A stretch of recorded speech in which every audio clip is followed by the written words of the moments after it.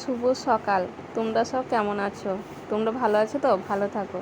আর আজকের সকালটা দেখো, আমি ফুল নিয়ে ঠাকুর ঘরে ঢুকবো বলে ফুল দিয়ে দিনটা শুরু করছি, পুজো টুজো দিয়ে। আর তোমাদের সঙ্গেও সেটাই শেয়ার করে দিলাম।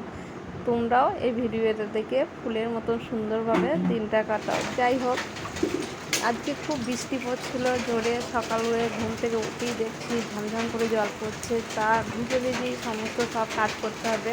তোমরা সবাই জানো আমাদের এমনি কী বলো তো, সেই রকম ঘরের ভিতর দিয়ে যে সব কিছু আমাদের না বেরোলেও হয়ে যাবে সেরকম তো না। আমাদের যা কিছু করতে হবে, এই মাথায় কল, ওই মাথায় রান্নাঘর, যে জল এক জায়গায়, রান্না করি এক জায়গায়, এইভাবে জল আনতে হয়, ভিজে ভিজে থালা বাসন মাজতে যেতে হয়, স্নান করতে যেতে হয়, সমস্ত সবই বাইরে। এবার সেই কারণে ভিজে সব উবড়ি চুবড়ি হয়ে যাচ্ছি। আর দেখতেই পেলে এমনি গামছা মাথায় দিয়ে সব আমরা কাজগুলো করছিলাম। সকালবেলা তো ছাতা নিয়ে তো কাজ হয় না, তো গামছা মাথায় দিয়েই সব কাজ করা হয়। আমার যা ওটা, আমিও ওইভাবেই কাজ করছিলাম। তা আমি ভিডিওটা ধরলাম, ফোনটা ধরলাম বলে ওই ভিডিওটাই তুললাম যে এরমভাবে আমাদের ভিজে ভিজে কাজ করতে হয়। তারপর সারাদিন জল পড়ছে বলে ছাগলে কি খাবে, ছাগলে কোনো খাবার আনা হয়নি। আর তোমাদের দাদাভাই অনেক দূরে ভাড়া গেছে। তা দেখো হনুমানগুলো ছাদ গাছে উঠেছে, আমড়া গাছ আছে, ছাদ থেকে দেখছি প্রচুর আমড়া পড়ে এমনি সব খেয়ে খেয়ে ফেলেছে। আমার যা আবার বাথরুম ঘরের উপরে ছাদটায় নামলো যে ওইখানে আমড়া পড়ে আছে, আমড়াগুলো কুড়াচ্ছিল। আর আমি ছাগলে খাবে বলে এই ফাঁকে দুটো আমড়ার ডাল পেড়ে নেবো, আবার আমরাও পারলে রান্না হবে, সেই কারণে আমরা ডাল পাততে লাগলাম ছাগলে খাবে বলে। তা দেখো, ছাগলের জন্য এমনিতে কী বলো তো, মানুষে কি খাবে না খাবে সে ভাবনা তো আলাদাই, কিন্তু ছাগলের জন্যও চিন্তা করতে হয়।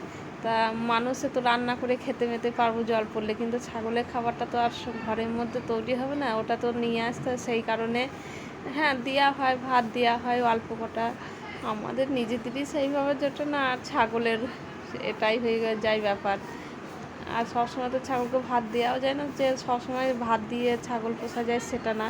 যাই হোক, দেখো আমি এখনও পাততে আছি, অনেকগুলো পাতা লাগবে। এবার আমার যা দেখো কতগুলো পেরেছে, তারপর আমিও অনেকগুলো পেরেছি।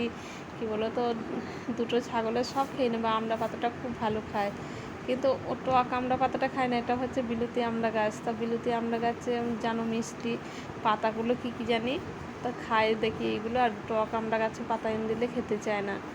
তা আমার যা নিয়ে গেল আর আমাকে বললো তুই ছাদ দিয়ে নিচে ফেলে দে, ওইখানেই দেখ একবার নিচে ফেলে দিবি, ছাগলগুলো খেয়ে গিয়ে নিচেই দিয়ে দিবি, তাহলে সিঁড়ি ভেঙে আর নিয়ে যেতে হবে না। সেই কারণে আমি আমড়া পাতাগুলো এইভাবেই ফেলে দিলাম নিচে।